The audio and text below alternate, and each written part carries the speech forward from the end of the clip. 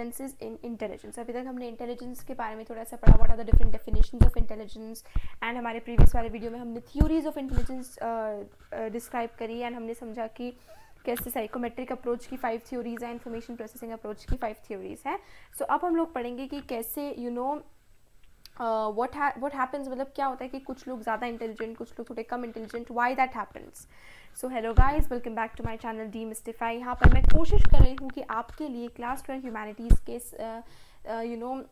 को एक्सप्लेन कर सकूँ मेरे वीडियोस मेरे चैनल डीमिस्टिफाई पर। I have already done that for history, political science and painting, and अब बहुत जल्दी मैं साइकोलॉजी के सभी चैप्टर्स के साथ भी फिनिश करने वाली हूँ। So intelligence, interplay of nature and nurture. देखिए, जो हेरिडिटरी इन्फ्लुएंस का जो एविडेंस है कि इंटेलिजेंस जो है वो हेरिडिटरी की वजह से आता है, वो मेनली ट्विन्स की स्टडी से आता है, अडॉप्टेड चिल्ड्रन की स्टडी से आता है। ठीक है, उससे हम लोग कहीं ना कहीं गेस कर पाते हैं कि यार इंटेलिजेंस है उसके ऊपर हेरिडिटरिकल ट्रेड्स और पर्सनल ट्रेड्स का कितना इन्फ्लुएंस होता है। देखिए, आइडेंटिकल ट्विन्स की इंटेलिजेंस जो है वो अप्रॉक्सीमेटली 0.90 तक कोरिलेट करती है, और जो ट्विन्स अर्ली चाइल्डहुड में सेपरेट हो चुके थे वो भी कुछ ना कुछ थोड़ी सिमिलैरिटी दिखाते हैं। आइडेंटिकल ट्विन्स की जो कि अलग अलग इन्वायरमेंट में है, उनकी इंटेलिजेंस को रिलेट करती है 0.72, और फ्रेटर्नल ट्विन्स की कोरिलेट करती है 0.60। ब्रदर्स एंड सिस्टर्स जो कि साथ में रेयर हुए थे उनकी 0.50, और सिबलिंग्स जो कि रेयर अपार्ट हुए थे उनकी 0.25। तो एक और एविडेंस हमें पता चलता है अडॉप्टेड चिल्ड्रन से कि वो हमें दिखाता है कि जो इंटेलिजेंस है वो उनके बायोलॉजिकल पेरेंट्स से ज़्यादा मिलती जुलती है रादर देन अडॉप्टिव पेरेंट्स। अब मैं आपको बताती हूँ इसका मतलब क्या, यहाँ पे क्या नंबर्स दिए, ये क्या है जो अभी हमने पढ़ा। देखिए, हमको ये देखना है कि आखिर इंटेलिजेंस जो है वो क्या हमारी हेरिडिटरी पे डिपेंड करता है, कि हमारी फैमिली में अगर सभी इंटेलिजेंस थे तो क्या हम भी इंटेलिजेंस, कितना डिपेंडेंस होता है। तो उसको पढ़ने के लिए identical twins and adopted children की स्टडी करी गई। तो वो आइडेंटिकल ट्विन्स जो कि साथ में पले बड़े रहे टुगेदर, मतलब साथ में बड़े हुए जो आइडेंटिकल ट्विन्स, उनकी इंटेलिजेंस 0.90 तक को रिलेट करती है। ओके, मतलब इतनी पास है उन दोनों की इंटेलिजेंस। वो ट्विन्स जो कि अर्ली मतलब चाइल्डहुड में सेपरेट हो चुके थे, वो भी थोड़ा बहुत सिमिलैरिटी इंटेलिजेंस में दिखाते हैं। तो जैसे आइडेंटिकल ट्विन्स की इंटेलिजेंस जो कि अलग अलग बड़े हुए, अलग इन्वायरमेंट में, अलग फैमिलीज़ में, उनकी इंटेलिजेंस भी 0.72 तक को रिलेट करती है। और फ्रेटर्नल ट्विन्स यानी कि जो आइडेंटिकल ट्विन्स नहीं है लेकिन ट्विन्स हैं जो कि साथ में रह टुगेदर हुए, उनकी इंटेलिजेंस 0.60। एंड जैसे ब्रदर्स एंड सिस्टर्स या फिर ऐसे सिबलिंग्स जो साथ में पले बड़े हुए, उनकी 0.50, और सिबलिंग्स जो कि रेयर अपार्ट मतलब अलग अलग बड़े हुए, इनकी 0.25। तो मतलब इन स्टडीज से पता चलता है कि यार कितना इफेक्ट आता है पर्सनल ट्रेड्स का, कि जो साथ में पले बड़े ट्विन्स थे उनकी, या ट्विन्स जो अलग भी हो गए उनकी इंटेलिजेंस भी 0.72 तक सेम थी। मतलब दोनों अलग हो गए बहुत जल्दी, बचपन में अलग हो गए, अलग अलग इन्वायरमेंट में बड़े हुए, फैमिली अलग थी, अपॉर्चुनिटीज़ अलग थी, इन्वायरमेंट अलग था, लेकिन उसके बावजूद उनकी इंटेलिजेंस 0.72 तक सिमिलर थी।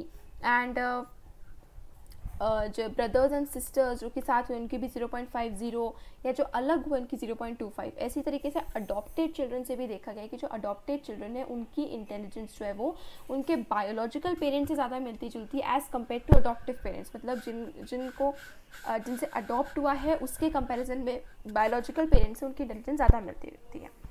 तो अगर हम इन्वायरमेंट की रोल की बात करें तो स्टडीज़ हमने जो करी है उनसे शो होता है कि जैसे जैसे चिल्ड्रन एज में ग्रो होते जाते हैं, उनकी इंटेलिजेंस जो है धीरे धीरे करके अडॉप्टिव पेरेंट्स से क्लोज होती जाती है। आप समझ रहे हैं, मतलब ओरिजिनली तो बच्चों की, मतलब जो अडॉप्टेड चिल्ड्रन है उनकी इंटेलिजेंस बायोलॉजिकल पेरेंट्स के पास होती है, मतलब उनके बराबर की होती है।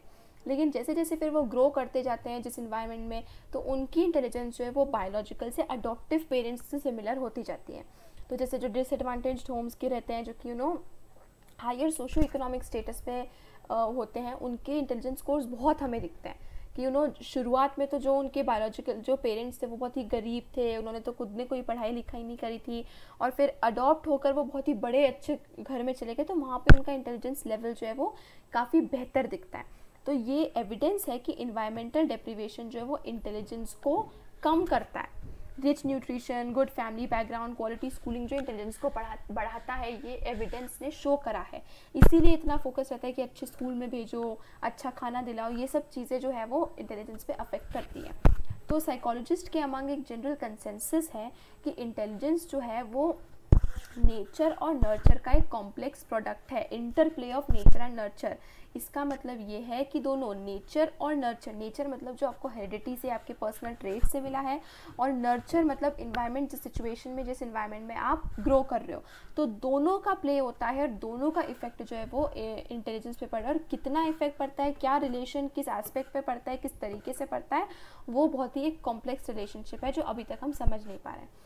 तो हेरिडिटी मतलब को सबसे ज़्यादा हम क्या कर सकते हैं, something that sets a range with in which N individuals development is actually shaped by the support and opportunities of the environment.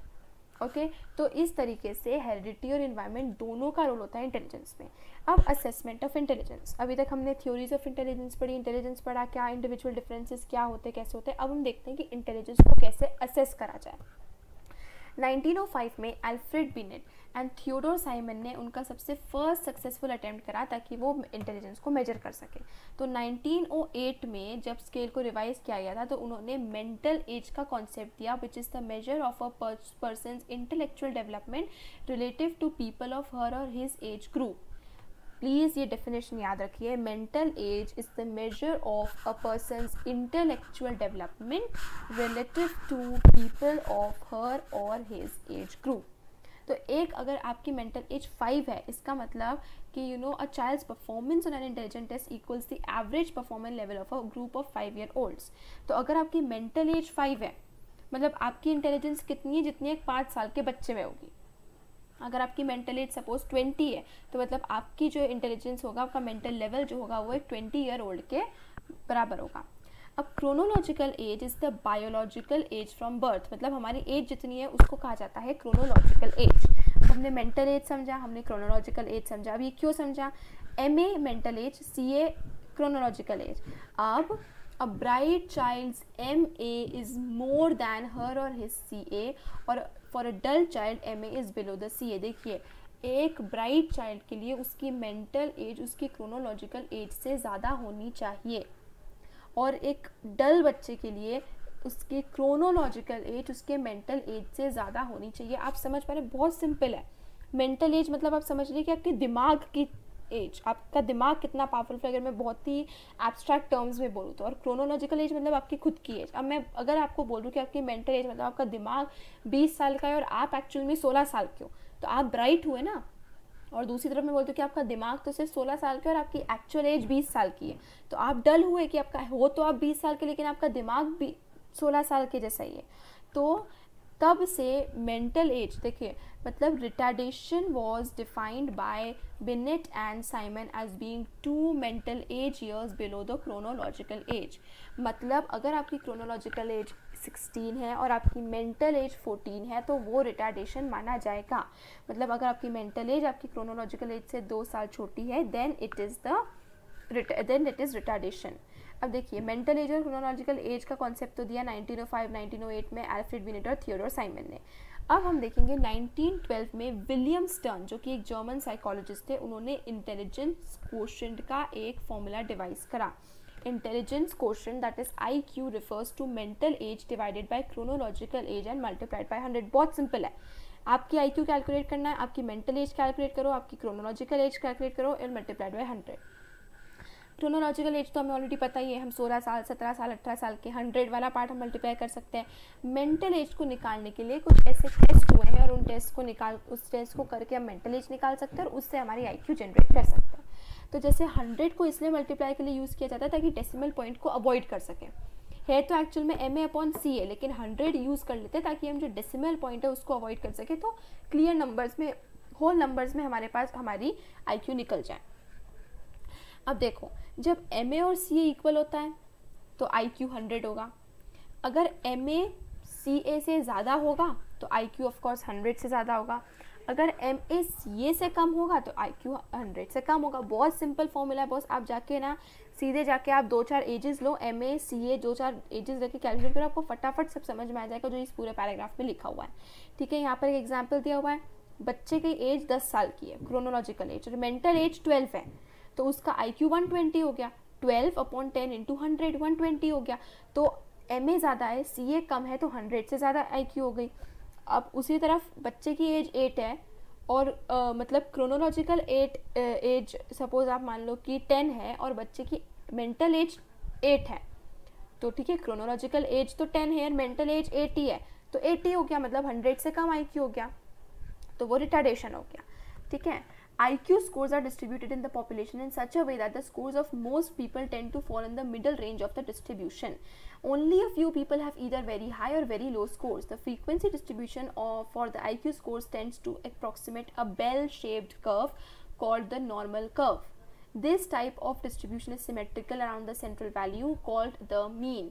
The distribution of IQ scores in the form of a normal distribution is shown in figure 1.2. इस paragraph में क्या समझा रहे हैं मैं आपको इस figure के थ्रू बता रही हूँ। मतलब ये पैराग्राफ में जो समझाया हुआ है ना, ये इसका है।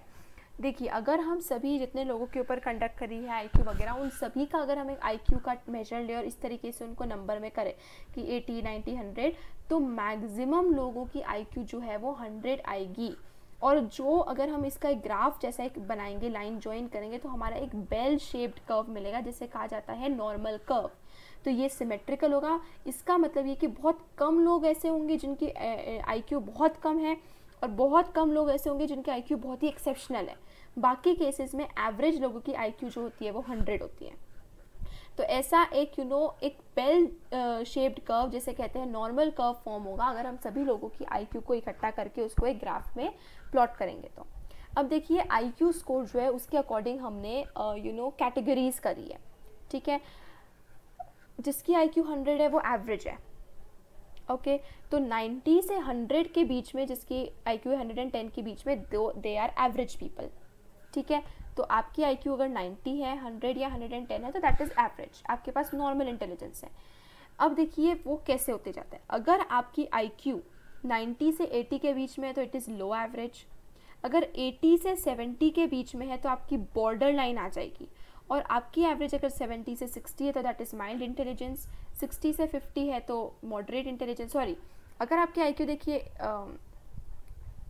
90 से 80 है तो लो एवरेज, 80 से 70 है तो बॉर्डर लाइन। अब 70 से 55 मतलब 55 से 70 के बीच में आपकी IQ है, दैट इज़ माइल्ड। अगर 40 से 55 के बीच में दैट इज़ मॉडरेट इंटेलिजेंस। अगर 25 से 40 के बीच में दैट इज़ सीवियर, और 0 से 25 के बीच में तो प्रोफाउंड। तो ये जो हो जाएगा 0 से 70 के बीच में होगी इंटेलेक्चुअल डेफिशिएंसी। एंड सिमिलरली अगर आपकी IQ 110 से 120 के बीच में तो हाई एवरेज, 120 से 130 के बीच में सुपीरियर, एंड 130 से फिर 180 तक आपकी वेरी सुपीरियर होगी। तो इस तरीके से हम मेंटल एज IQ को कैलकुलेट करते हैं और उनको वो करते हैं। और सिंपल है, इंटेलेक्चुअल डिसेबिलिटी मतलब आपकी 70 एंड बिलो IQ आई है, एंड वेरी सुपीरियर आपकी 130 एंड अबव आई है। देखिए यहाँ पर ये दिया हुआ है, above 30 very superior, 120 to 130 superior. तो परसेंट इन पॉपुलेशन अगर आप देखते जाएंगे तो करेक्ट, अबव 130 वाले भी 2.2 है और बिलो 70 वाले भी 2.2 है। मतलब वेरी सुपीरियर और इंटेलेक्चुअली डिसेबल्ड दोनों 2.2 है। अब सुपीरियर और बॉर्डर लाइन दोनों 6.7 है। हाई एवरेज और लो एवरेज दोनों 16.1 है और एवरेज वाले 50% है। तो ये दिखाता है कि एक बेल शेप का मतलब जितनी लोगों की इंटेलेक्चुअल डिसेबिलिटी होगी उतने लोगों की सुपीरियर भी होगी, इस तरीके से।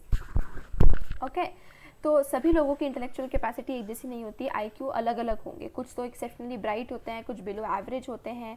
तो एक practical use of intelligence test क्यों करा जाता है, ताकि हम एक्सट्रीम इंटेलेक्चुअल फंक्शनिंग को आइडेंटिफाई कर सके। ओके, तो अपन जैसे कुछ लोगों को बोलते हैं यार थोड़ा सा वो तो पागल जैसा है, ऐसे बहुत सारे आपको लोग बोलते हुए दिखेंगे तो थोड़ा सा पागल जैसा है, ऐसे करता है। वो पागल नहीं है, उसकी बस IQ लेवल आपसे कम है, इस वजह से वो थोड़ा सा नॉर्मल बिहेव नहीं कर पा रहा है। लेकिन इसका मतलब ये नहीं कि वो कुछ गलत कर रहा है, वो चीज़ों को उतनी अच्छी तरीके से अंडरस्टैंड नहीं कर पा रहा है जितना आप कर सकते हो। तो दैट डजंट मीन दैट वो पागल है या कुछ ऐसा है, इट्स जस्ट दैट उसकी IQ लेवल थोड़ी सी कम है। अब जो फर्स्ट ग्रुप के पर्सन्स है दैट इज अबव 130 वाले जो IQ वाले हैं उनको कहा जाता है intellectually gifted, and those in the second group that is below 70 are known as intellectually disabled. ये टर्म्स आप याद रखिएगा, above 30 IQ intellectually gifted, below 70 IQ intellectually disabled. तो ये दोनों ग्रुप्स जो है ये नॉर्मल पॉपुलेशन से डिविएटेड रहते हैं, मतलब इनकी कॉग्निटिव, इमोशनल, मोटिवेशनल कैरेक्टरिस्टिक्स जो है वो नॉर्मल सोसाइटी से अलग होती है। हाई आईक्यू वाले लोग भी आपको अलग हरकतें करते हुए दिखेंगे, वो ऐसे रहते हैं ना, कुछ ऐसे जीनियस से, पागल जैसे जीनियस। हम जैसे अक्सर साइंटिस्ट वगैरह को देखते हैं कार्टून्स मूवीज़ में कि इतना ज़्यादा ऐसा साइंटिस्ट है लेकिन थोड़ा पागल सा है, ये है। तो वो क्योंकि उनकी कॉग्निटिव, इमोशनल, मोटिवेशन, उनके कैरेक्टरिस्टिक्स जो है वो नॉर्मल लोगों से अलग होते हैं। अब वेरिएशंस ऑफ इंटेलिजेंस हमने भी पढ़ा। इंटेलेक्चुअल डेफिशिएंसी, देखिए एक हाथ पे जो तो गिफ्टेड होते हैं और क्रिएटिव पर्सन्स होते हैं, जो हम जिसके बारे में थोड़ा सा डिस्कस करा। दूसरे हाथ पे वो बच्चे होते हैं, वो लोग होते हैं जिनकी बहुत डिफ़िकल्टी आती है लर्न करने में, सिंपल स्किल्स भी। तो जो लोग इंटेलेक्चुअल डेफिशिएंसी दिखाते हैं उन्हें कहा जाता है intellectually disabled, that is below 70 IQ। तो एज अ ग्रुप एक बहुत वाइड वेरिएशन है अमंग द इंटेलेक्चुअली डिसेबल्ड, मतलब जो इंटेलेक्चुअली डिसेबल्ड है उसमें भी बहुत सारे वेरिएशंस हैं, उसमें भी बहुत अलग अलग टाइप के आपको लेवल्स मिल जाएंगे। जैसे कि the American association on mental deficiency AAMD जो है वो इंटेलेक्चुअल डिसेबिलिटी को कैसे व्यू करता है, as significantly sub average general intellectual functioning existing concurrently with deficits in adaptive behaviour and manifested during developmental period. So according to the American association on mental deficiency AAMD, they describe intellectual disability as significantly sub average general intellectual functioning, मतलब average से below आपकी general functioning intelligence, general intelligence आपकी average से below है, जो existing concurrently with deficits in adaptive behaviour, मतलब उन लोगों को अपने इन्वायरमेंट से अडेप्ट करने में प्रॉब्लम होती है। They don't easily adapt to their environment which is manifested during the developmental period, मतलब आपको एक अर्ली एज से दिखने लग जाएगा कि okay this person is intellectually disabled. तो ये 3 पॉइंट्स आप याद रखिए, सब average general intelligence functioning, second is deficits in adaptive behaviour, third is manifested during developmental period. तो ये इसके बेसिक 3 फीचर्स यहाँ पर हम देंगे। पहला कि अगर आपको इंटेलेक्चुअली डिसेबल्ड अगर आपको लेबल करा जा रहा है तो उसको सब एवरेज इंटेलेक्चुअल फंक्शनिंग शो करनी पड़ेगी, उसकी IQ जो है वो बिलो 70 होगी तो वो सब एवरेज इंटेलिजेंस होगा। सेकेंड फीचर है कि डेफिसिट्स इन अडेप्टिव बिहेवियर, मतलब आप अपने इन्वायरमेंट से अडेप्ट करने में the person's capacity to be independent, अपने आप से खुद से प्रॉब्लम्स को फेस करने में, चैलेंजेस के साथ डील करने में प्रॉब्लम होती है। And third is developmental period, मतलब 0 to 18 ईयर्स के बीच में ही आपको दिखाना पड़ेगा, मतलब वो साइंस शो होंगे, तभी ये तीनों कंडीशंस होंगी तब जाके कोई इंटेलेक्चुअली डिसेबल्ड लेबल होगा। वो इंडिविजुअल्स जो कि इंटेलेक्चुअली डिसेबल्ड कैटेगराइज होते हैं वो अपनी एबिलिटीज़ में बहुत वेरिएशन दिखाते हैं, ठीक है, मतलब उनके जो उनकी नॉर्मल फंक्शनिंग होती है वो नॉर्मल नहीं होती है, उनको मतलब हम एकदम ट्रेन नहीं कर सकते या फिर एकदम नॉर्मल जैसे स्कूल भेज रहे हैं तो वो ऐसे नहीं कि नॉर्मल बाकी बच्चों की तरह स्कूल में पढ़ रहा है, उसको लर्न करने में, चीज़ों को समझने में बहुत प्रॉब्लम आती है। और इंटेलेक्चुअल डिसेबिलिटी के भी डिफरेंट लेवल्स होते हैं, जैसे अगर किसी की IQ 55 से 70 के बीच में है तो उसकी होगी माइल्ड, अगर 35 से 40 के बीच में 35-40 से लेकर 50-55 के बीच में है तो मॉडरेट, 20-25 से 35-40 तक है तो सीवियर, और प्रोफाउंड होगा अगर 20-25 से भी नीचे IQ है। तो जो लोगों का डेवलपमेंट है माइल्ड डिसेबिलिटी की, वो जैसे जो माइल्ड वाले लोग होते हैं 55 से 70 के बीच के IQ होते हैं, उनका डेवलपमेंट स्लोअर होता है उनके बाकियों के कंपैरिजन में, लेकिन फिर भी वो इंडिपेंडेंटली फंक्शन कर सकते हैं, जॉब्स होल्ड कर सकते हैं, फैमिलीज़, मतलब वो एकदम ऐसा नहीं कि उनको बहुत ज़्यादा डिपेंडेंट रहना पड़ेगा, वो इंडिपेंडेंटली हो सकता है, उनका थोड़ा बहुत लेवल कम है।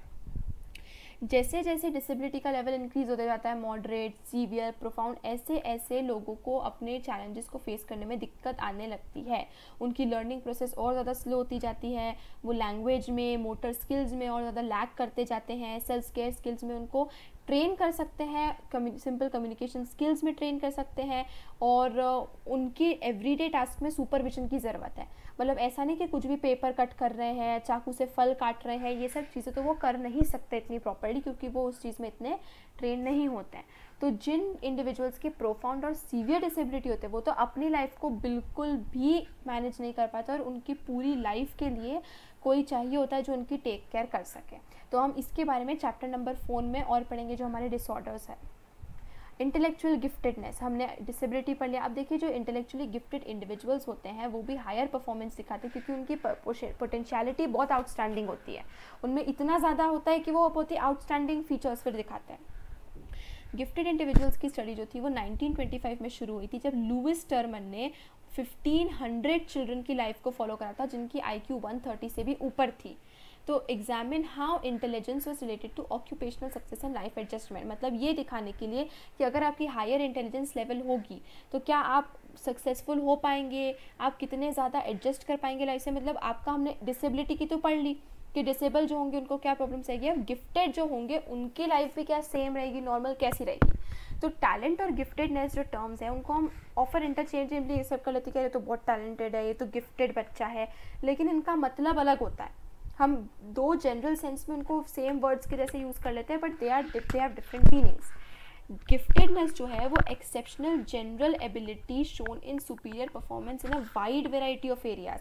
गिफ्टेडनेस मतलब बहुत सारे एरियाज में जो है वो एक एक्सेप्शनल एबिलिटी दिखाते हैं, जनरल से ऊपर सुपीरियर परफॉर्मेंस दिखाते हैं, नॉट स्पेसिफिक, नॉट वो जैसे CUET में आपका क्वेश्चन आया था गिफ्टेडनेस का, तो उसमें आपको वाइड वैरायटी की जगह था स्पेसिफिक एरियाज, तो that was the wrong one, आपको रॉन्ग वन पिक आउट करना था। तो उन्होंने एक सेंटेंस दिया था कि gifted children show superior performance in a specific area, तो वो स्पेसिफिक एरिया नहीं, वाइड वेराइटी ऑफ एरियाज में सुपीरियर परफॉर्मेंस दिखाते हैं। दूसरी तरफ टैलेंट जो देखे, एक टैलेंट जो है वो नैरोअर टर्म है। टैलेंट मतलब remarkable ability in specific field, specific field में अगर कोई बहुत अच्छा है तो उसको टैलेंट कहा जाएगा, ठीक है। तो जो हाईली टैलेंटेड होते हैं कई बार उनको प्रोडिजीज कहा जाता है, मतलब या तो कोई बहुत ही अच्छा गाना गाता हो, म्यूजिक का बहुत अच्छा, वो कोई बहुत अच्छा कोई इंस्ट्रूमेंट बजाता हो तो वो कहा जाएगा टैलेंटेड। मतलब एक फील्ड में अगर किसी की सुपीरियरिटी है तो उसको टैलेंट कहा जाएगा, और जो बहुत ही टैलेंटेड होते हैं उनको प्रोडिजीज कहा जाता है। तो ये सजेस्ट करा है साइकोलॉजिस्ट ने कि giftedness teachers point of view से एक combination of high ability, high creativity and high commitment होती है। मतलब अगर टीचर्स पॉइंट ऑफ व्यू से देखा जाए तो what is giftedness, high ability, high creativity and high commitment. Gifted children जो है वो इंटेलेक्चुअल सुपीरियरिटी के साइंस अर्ली एज में ही दिखाना शुरू कर देते हैं, इन्फेंसी और अर्ली चाइल्डहुड में भी उनकी अटेंशन स्पैन बहुत अच्छी होती है, बहुत जल्दी मेमोरी बहुत अच्छी होती है, वो क्विकली रिकग्नाइज कर लेते हैं ओके मम्मा पापा, नॉवेल्टी के लिए प्रेफरेंस रहती है, एनवायरमेंटल चेंजेस को बहुत ही सेंसिटिव रहते हैं, बहुत क्विकली जल्दी बोलने लग जाते हैं, मतलब बहुत क्विकली लैंग्वेज सीख लेते हैं। तो जो गिफ्टेडनेस को ब्रिलियंट एकेडमिक परफॉर्मेंस के साथ करना गलत है। आप अगर बोलोगे कि वो गिफ्टेड है तो मतलब स्कूल में भी अच्छा करेगा, that is not correct. Giftedness is not something to do with only brilliant academic performance या even anything with brilliant academic performance. जो एथलीट्स होते हैं जो बहुत अच्छे, वो भी गिफ्टेड होते हैं। हर गिफ्टेड स्टूडेंट के पास डिफरेंट स्ट्रेंथ होते हैं, पर्सनालिटी होते हैं, कैरेक्टरिस्टिक्स होते हैं। तो ज़रूरी नहीं है कि पढ़ाई में अच्छा नहीं है मतलब वो गिफ्टेड हो ही नहीं सकता है, या गिफ्टेड है तो मतलब पढ़ाई में अच्छा होना ज़रूरी है, ऐसा नहीं है। गिफ्टेड चिल्ड्रन के बहुत कैरेक्टरिस्टिक्स होते हैं, जैसे या तो बहुत अच्छी logical thinking, questioning, problem solving, या high speed in processing information, या फिर superior generalisation and discrimination ability, advance level of original and creative thinking, high level of intrinsic motivation and self esteem, independent and non conformist thinking, preference for solitary academic activities for long periods. तो आप ये जो characteristics है ये gifted children ये इनमें से कुछ भी दिखा सकते हैं। परफॉर्मेंस ऑन इंटेलिजेंस टेस्ट जो है वो ओनली मेजर नहीं is not the only measure for identifying the gifted. बहुत सारे सोर्स ऑफ इन्फॉर्मेशन जैसे टीचर्स की judgment, school achievement record, parent का इंटरव्यू, पेयर, मतलब बहुत तरीक़ों से हम देख सकते हैं कि यार ठीक है गिफ्टेड है, एक जनरल हम उसका आइडिया तो निकाल ही सकते हैं कि कोई गिफ्टेड है कि नहीं है। तो उनके फुल पोटेंशियल के रीच करने के लिए गिफ्टेड चिल्ड्रन को स्पेशल अटेंशन की ज़रूरत होती है। उनकी एजुकेशनल सेटिंग्स उनके पीयर्स या उनके सेम एज ग्रुप वाले बच्चों से अलग होती है, उनको हायर लेवल की स्टडीज़ कराई जाती है। तो गिफ्टेड चिल्ड्रन में भी आपकी डिफरेंस आपको करना पड़ता है, आपके साथ एक अलग वो होता है, ठीक है, सॉरी ओके। तो बहुत सारे हो सकते हैं, एनरिचमेंट प्रोग्राम्स की ज़रूरत पड़ सकती है, productive thinking, planning, decision making, मतलब हर तरीके से गिफ्टेड चिल्ड्रन को भी स्पेशल केयर में रखना पड़ता है, उनको स्पेशल फैसिलिटीज़ प्रोवाइड करनी पड़ती है। अब टाइप्स ऑफ इंटेलिजेंस टेस्ट, क्या क्या अलग अलग टाइप्स के टेस्ट होते हैं, बहुत ही बेसिक सिंपल है ये। इंटेलिजेंस टेस्ट तो बहुत अलग अलग टाइप्स के होते हैं, उनके एडमिनिस्ट्रेशन प्रोसीजर किस तरीके से वो टेस्ट लिए जाते हैं उसमें उनको सबसे पहले इंडिविजुअल या ग्रुप टेस्ट में कर सकते हैं, या उनको वर्बल और परफॉर्मेंस टेस्ट में कर सकते हैं कि basis of natures of items use, मतलब किस तरीके से टेस्ट लिया जा रहा है उसको इंडिविजुअल या ग्रुप टेस्ट में क्लासीफाई कर सकते हैं। क्या चीज़ों को यूज़ करा जा रहा है, किस टाइप के नेचर को यूज़ करा जा रहा है, टेस्ट में क्या क्वेश्चंस आ रहे हैं, उस टाइप उसके बेसिस पे अपन उसको वर्बल या परफॉर्मेंस टेस्ट में क्लासीफाई कर सकते हैं।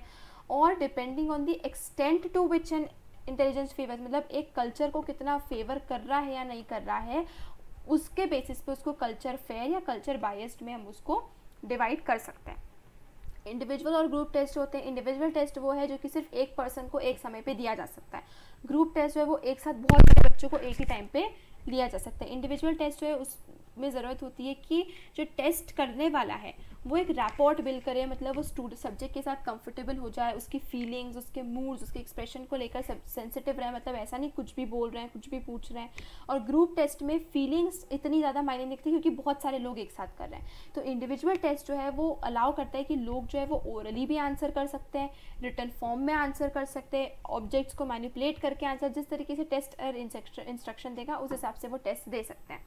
Group test on the other hand generally उनको रिटर्न आंसर्स की ज़रूरत होती है या फिर मल्टीपल चॉइस फॉर्मेट में ही वो लिए जा सकते हैं। बहुत बेसिक सिंपल है। नेक्स्ट आता है हमारा वर्बल, नॉन वर्बल या परफॉर्मेंस टेस्ट। अब देखिए कोई भी इंटेलिजेंस टेस्ट या तो फुली वर्बल या फुली नॉन वर्बल या फुली परफॉर्मेंस बेस्ड हो सकता है, ठीक है, या फिर इनका एक मिक्सचर भी हो सकता है। देखिए वर्बल टेस्ट मतलब कि जो सब्जेक्ट है वो वर्बल रिस्पॉन्सेज दे या तो ओरली या फिर रिटर्न फॉर्म में, मतलब बोल बोल के बड़े पैराग्राफ्स में इस तरीके से वो रिस्पॉन्स करें। तो वर्बल टेस्ट जो है वो सिर्फ लिटरेट लोगों को दे सकता है क्योंकि लिखना या बोलना प्रॉपरली उस तरीके से जो अपनी फीलिंग्स को प्रॉपरली बता सके, जो वो फील करा, जो वो कर रहा है, तो वो उसके लिए लिटरेट लोग ही वर्बल टेस्ट दे सकते हैं। दूसरी तरफ नॉन वर्बल टेस्ट जो है वो पिक्चर्स और इलस्ट्रेशंस का यूज़ करते हैं, जैसे कि रेवंस प्रोग्रेसिव मैट्रिसेस जो है उसमें हमने एग्जांपल देखा था। ये देखिए एग्जांपल, रेवंस प्रोग्रेसिव मैट्रिसेस में इस तरीके से क्वेश्चन रहता है, एक पोर्शन आपको निकाल के बाहर रख दिया, अब आपको इन 6 ऑप्शंस में से चूज करना है कि which one will fit the correct one.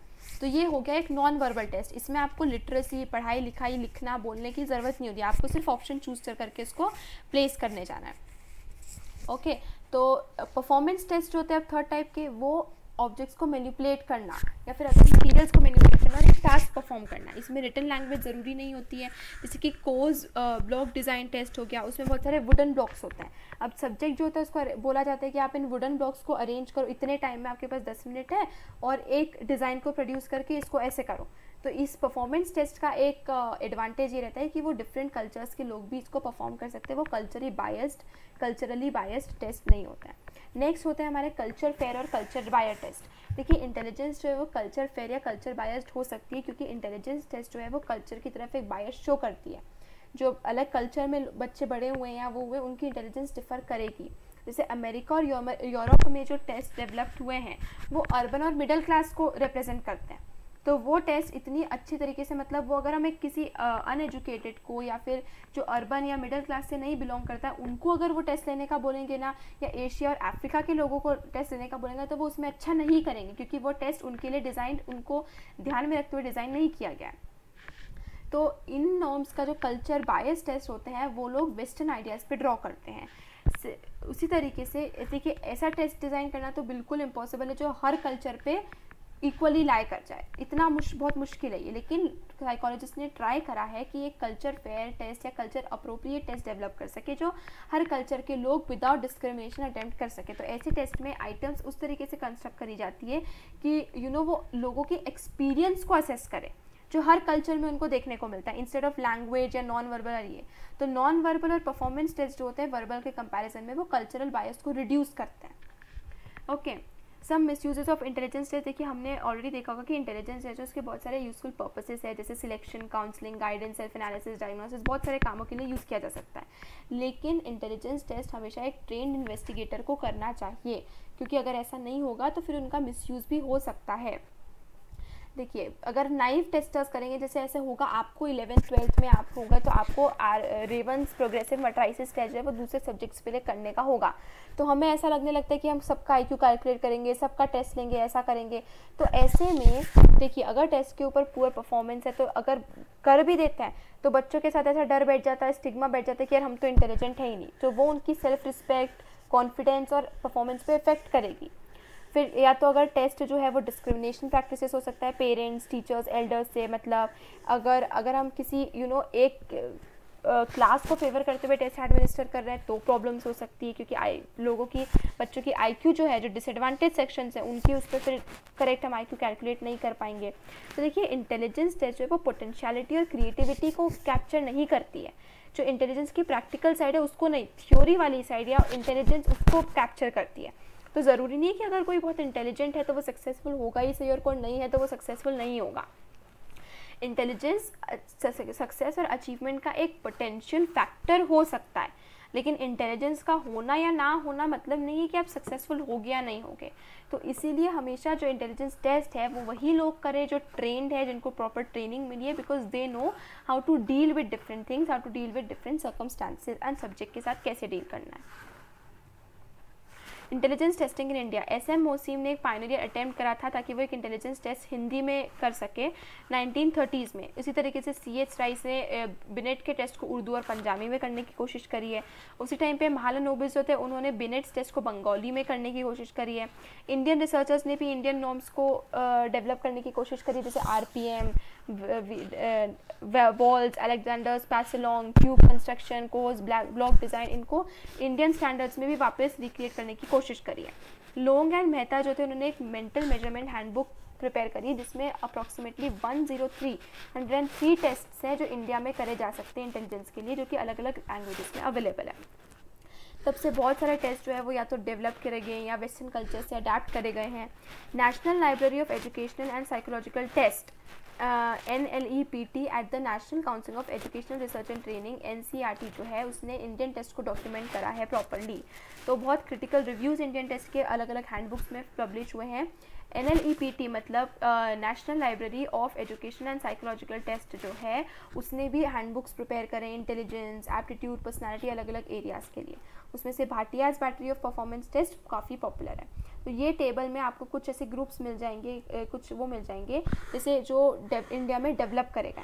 तो जो वर्बल टेस्ट इंडिया में डेवलप करे है वो है CIE verbal group test of intelligence by Uday Shankar, group test of general mental ability by S Jalota, group test of intelligence by Prayag Mehta, the Bihar test of intelligence by SM Mohsin, group test of intelligence by bureau of psychology Allahabad, Indian adaptation of Stanford Binet test 3rd edition by SK Kulshreshtha, test of general mental ability Hindi by MC Joshi.